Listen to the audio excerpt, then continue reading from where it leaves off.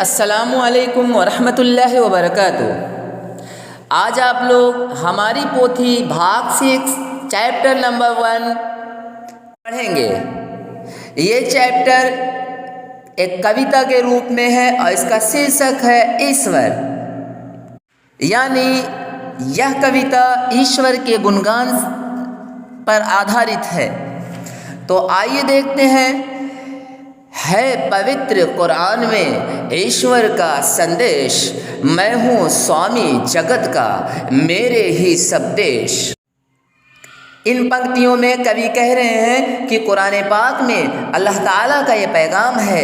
कुरान पाक में अल्लाह ताला ने ये बताया है कि मैं ही दुनिया का, पूरे संसार का मालिक हूँ और पूरी दुनिया का निज़ाम, पूरी दुनिया के सारे मुल्क सब मेरे ही हैं। जिसने यह निर्मित किया जगत विचित्र ललाम, केवल वही उपास्य है, उसको करे प्रणाम। इन पंक्तियों में कवि कह रहे हैं कि जिसने निर्मित किया, जिसने इसको बनाया है, जगत विचित्र ललाम, जगत कहते हैं दुनिया, संसार, और विचित्र कहते हैं अद्भुत, अनोखा, ललाम कहते हैं सुंदर।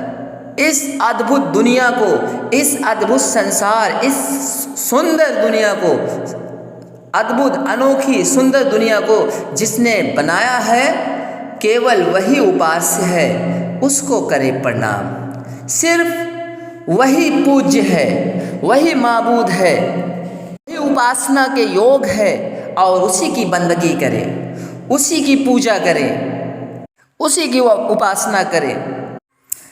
जिसने हमको है किया जगती में उत्पन्न, दे सकता केवल वही हमें वस्त्र धन अन्न।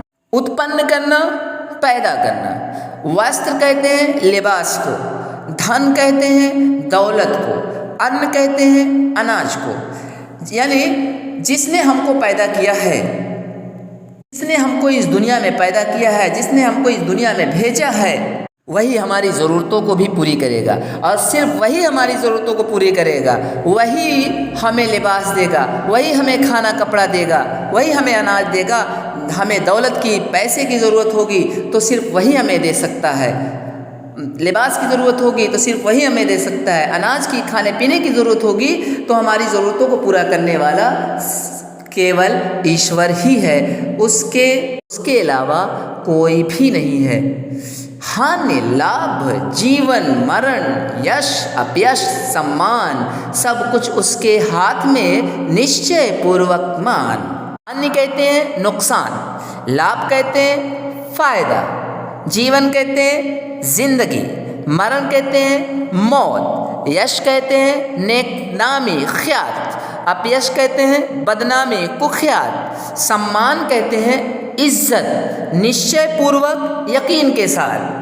यानी नुकसान, फायदा, जिंदगी, मौत, नेकनामी, बदनामी, इज्जत, जिल्लत, सब कुछ अल्लाह ताला के इख्तियार में है, सब कुछ ईश्वर के हाथ में है। इसे यकीन के साथ मान लो, इस बात को यकीन के साथ जान लो, इस बात को यकीन के साथ मान लो कि इज्जत, जिल्लत, ख्यात कुख्यात, जिंदगी, मौत, नुकसान, फ़ायदा, सब कुछ ईश्वर के हाथ में है। वो ना चाहे तो कोई हमें नुकसान नहीं पहुंचा सकता, अगर वो ना चाहे कोई हमें फ़ायदा नहीं दे सकता, अगर वो ना चाहे तो कोई हमें ज़िंदगी नहीं दे सकता, वो ना चाहे तो कोई हमें मौत नहीं दे सकता, है ना। सब कुछ उसके हाथ में है जिस प्रभु के हाथ में अंतिम दिन का न्याय, जीवन यापन का वही देता है सदुपाय।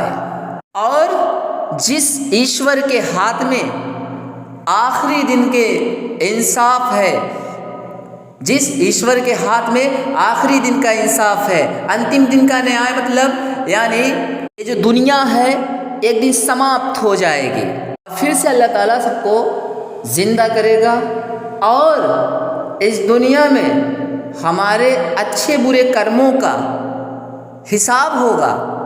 अल्लाह ताला हमारे अच्छे बुरे कर्मों का हिसाब लेगा कि हम इस दुनिया में किस तरीके से, किस प्रकार से जीवन यापन कर रहे थे, ज़िंदगी व्यतीत कर रहे थे।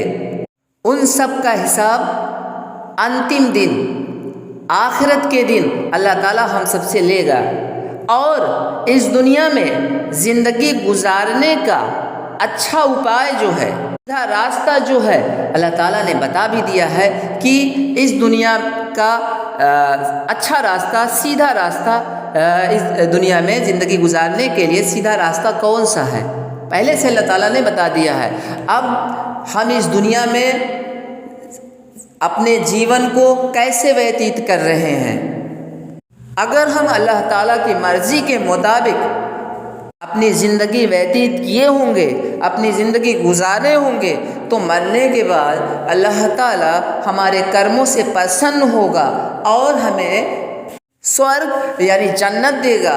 और अगर हम अल्लाह ताला की मर्ज़ी के खिलाफ ज़िंदगी व्यतीत किए होंगे तो अल्लाह ताला हमसे नाराज़ होगा, उसके क्रोध का शिकार होंगे और अल्लाह ताला हमें नरक यानी जहन्नम में डाल देगा।